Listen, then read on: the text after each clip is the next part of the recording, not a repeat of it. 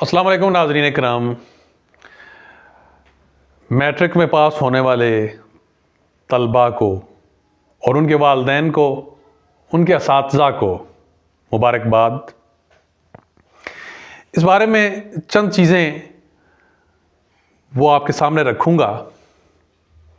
सबसे पहले तो हमने ये देखा कि निजी इदारे, प्राइवेट इदारे, उनके तलबा वही हमें आगे नज़र आते हैं, उनका रिज़ल्ट बेहतर नज़र आता है। बाकी रहे सरकारी इदारे तो हस्बे साबिक़ उनका रिज़ल्ट वो कहीं बहुत पीछे है, बल्कि सादा अल्फाज में कहें कि बहुत ख़राब है। इसकी वजह क्या है, हम इस पे बात करेंगे और चंद चीज़ें वालिदैन और बच्चों की खिदमत में अर्ज़ करूँगा। हमने सरकारी इदारों को जानबूझ के लगता है वो तबाह किया। इस तबाही के पीछे हुकूमतें भी मौजूद हैं, हुकूमती पॉलिसियाँ भी हैं और माज़रत के साथ असातिज़ा एक वो भी मौजूद हैं। वालिदैन का रोल भी है। वो अब कैसे, इसकी वज़ाहत करता हूँ। सबसे पहले ये है कि सरकारी इदारों के अंदर सिर्फ वही बच्चे जा रहे हैं। हकीकत है कि जो किसी और इदारे में नहीं जा सकते,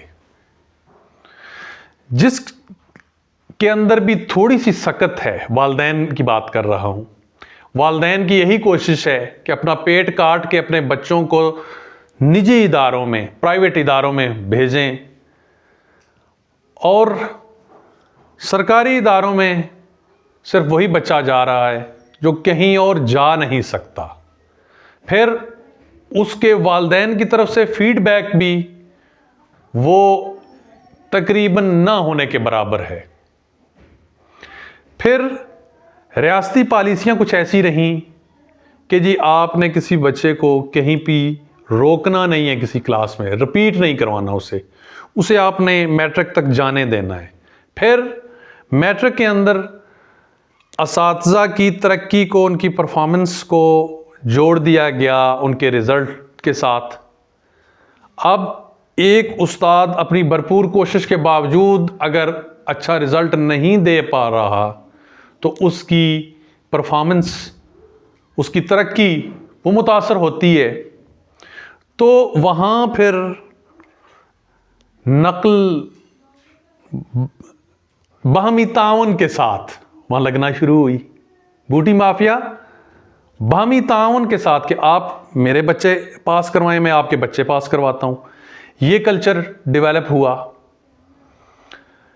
कम अज़ कम जो सेटल्ड एरियाज़ थे पंजाब के, उनके अंदर ये नहीं था, ये बूटी माफिया नहीं थी, बहुत कम थी, लेकिन वो परवान चढ़ गई। और फिर ये कॉन्सेप्ट बन गया कि जी पढ़ें या ना पढ़ें, पास हो जाएंगे किसी ना किसी तरीके से। इस चीज़ ने बहुत नुकसान पहुंचाया और वालिदैन का रोल इसमें यही कहूँगा कि उन्होंने जो है असातिज़ा के साथ राब्ता, वो उनका सरकारी इदारों के अंदर बिल्कुल कम है या ना होने के बराबर है। एक तो शऊर की कमी है, दूसरा सच्ची बात है कि जो चीज़ मुफ्त की मिल रही हो उसकी इतनी कदर भी नहीं होती। और अब एक शोशा हम ये भी सुन रहे हैं और हो सकता है कि कुछ टाइम के बाद हुकूमत इस पे भी इम्प्लीमेंटेशन कर दे। एक तरफ तो निचकारी हो रही है सरकारी तालीमी इदारों की, स्कूलों की। अब जितने भी हाई स्कूल हैं उन्हें हायर सेकेंडरी स्कूल का दर्जा दिया जा रहा है पंजाब के अंदर। ये एक अजीबो गरीब किस्म की चीज़ है कि अब या तो वो कॉलेजेस को ख़त्म करने जा रहे हैं। एक तो BS का प्रोग्राम जब से आया, BA BSc कॉलेजेस से रुखसत हुआ, पीछे बच रहा था इंटरमीडिएट, FA FSc ICOM। वो जब हायर सेकेंडरी का शोशा वो हो जाएगा तो कॉलेजेस का तो रोल फिर मुकम्मल तौर पे ख़त्म हो जाएगा। اور ہائر سیکنڈری اسکول جو اس سے پہلے کہیں کہیں تھے وہ بھی ایک ناکام تجربہ تھا، ناکام پروجیکٹ تھا کہ کبھی بھی میں نے کہیں نہیں دیکھا کہ کسی ہائر سیکنڈری اسکول کے اندر سٹاف پورا ہو، وہاں معیاری تعلیم بچوں کو دی جا رہی ہو انٹرمیڈیٹ کی، میری نظر سے نہیں گزرا۔ ہو سکتا ہے کہ کوئی ادارے ہوں ایسے بھی، میں مکمل طور پہ اسے نیگیٹ نہیں کرتا، لیکن بالعموم یہ ایک شوشہ ہی تھا اور اب یہ بڑے پیمانے پہ شوشہ چھوڑا جا رہا ہے۔ اب صرف عرض کروں گا بچوں سے، بچوں کے والدین سے اور اساتذہ سے کہ نمبر گیم اس میں اتنے نہ جائیے کہ آپ کی کنسیپچول سٹڈی وہ کہیں پیچھے رہ جائے جو کہ پیچھے رہ چکی ہے۔ یعنی صرف یہ دوڑ لگی ہوئی ہے کہ آپ نے 1200 میں سے کتنے نمبر حاصل کرنے ہیں۔